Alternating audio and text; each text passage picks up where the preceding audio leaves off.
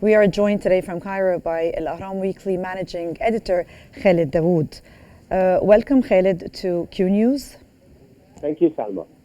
If I may ask you, what is your comment on the ceasefire agreement that was just enforced a few hours ago in Lebanon today? Well, I mean, first of all, it's definitely a welcome development that the Israeli slaughter of the innocent Lebanese people has come to an end, but let's hope that it's not going to be a temporary end. I mean, I think that this is not a situation in which the Israelis can certainly declare victory because the original aim that was declared by Israeli Prime Minister Benjamin Netanyahu, which is the return of the Israelis to the towns bordering Lebanon, has not been achieved.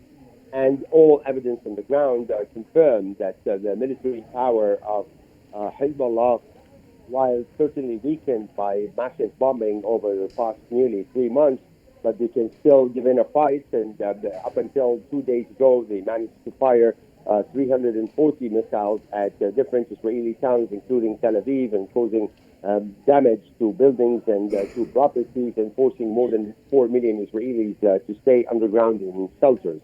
But at the end of the day, this is a very difficult deal. There are many requirements for this deal to become firm, including the deployment of the Lebanese army to the southern parts. There are certain requirements in the agreement that mentions dismantling the military capabilities of Hezbollah or any other military groups. And of course, that's not going to be something easy to achieve, knowing the Israeli politics. And then, of course, there's the most critical point, in my point of view, which is that the agreement gives the Israelis up to 60 days in order to pull out their troops from the areas they occupied in South Lebanon, while there are no real guarantees that the timeline in which this is going to take place, nor about the deployment of the Lebanese army. This is definitely not going to be an easy task. So I can say that it's definitely a welcome development. Actually, Khaled, this was my next question. And do you think that we would be seeing any violations in the coming 60 days, which is supposed to be the amount of the ceasefire in Lebanon in the coming days? Do you think it's going to be smooth? Well, as I said, it's very difficult. Certainly, there is near agreement within the Lebanese factions, including Hezbollah, that there needs to be a kind of a break, a kind of a halt for the daily vicious Israeli bombing. We've seen yesterday, just hours before reaching the agreement, the Israelis flexed their muscles, and they bombed up to 20 targets, 20 buildings. They totally destroyed in a matter of 2 minutes. So there are a lot of challenges coming up, including the monitoring mechanism that's going to be headed by the United States.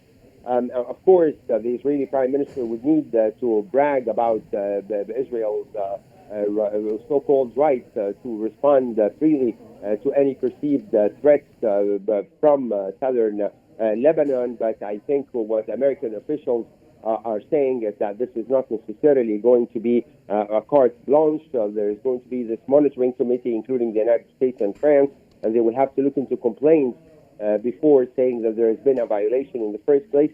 And of course, let me refer, Salma, to a very, very other challenging point, which is the ongoing war in Gaza.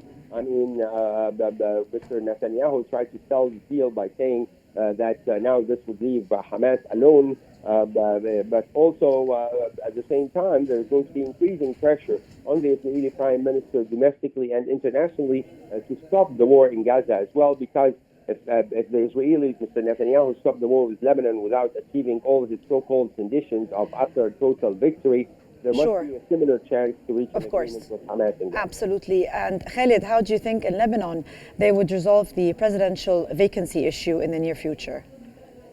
Again, that's part of the many challenges facing this agreement. I think the Israelis and the Americans, and to a great extent the French as well, are expecting some sort of an increasing pressure within the complicated Lebanese political class that would lead to filling up this position of the president, but not just that, also strengthening the Lebanese army and relatively weakening Hezbollah, in which is something not very easy to achieve, and it also involves Iran.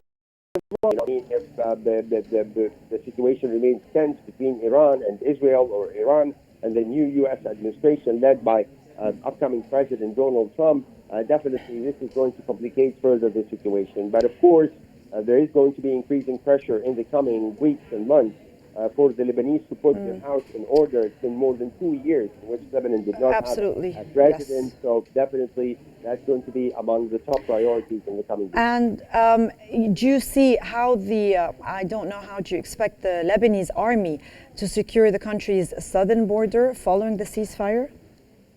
It does have the ability to do so. I mean, the problem is that, I mean, there was a similar agreement after the Israeli war against Lebanon in 2006, which led to Resolution 1701 that also mentioned the deployment of the Lebanese army in South Lebanon. But, I mean, unfortunately, the Israelis were the first one to break this agreement by continuously attacking Lebanese territory and conducting violations of the Lebanese airspace, and the deployment of the Lebanese army did not actually materialize, I mean, over the past 18 years, and it gave the ability to Hezbollah to rebuild its powers there. It's not going to be an easy mission, but probably there are lots of pledges to receive support from the United States, from some key Arab countries, as well as the France. So hopefully this could strengthen the Lebanese army and make it able to deploy in southern Lebanon, while, of course, maintaining the very difficult balance with Hezbollah as a major military force that exists in Lebanon. That was Al Ahram Weekly Managing Editor Khaled Dawoud, and thank you so much for your insights, Khaled.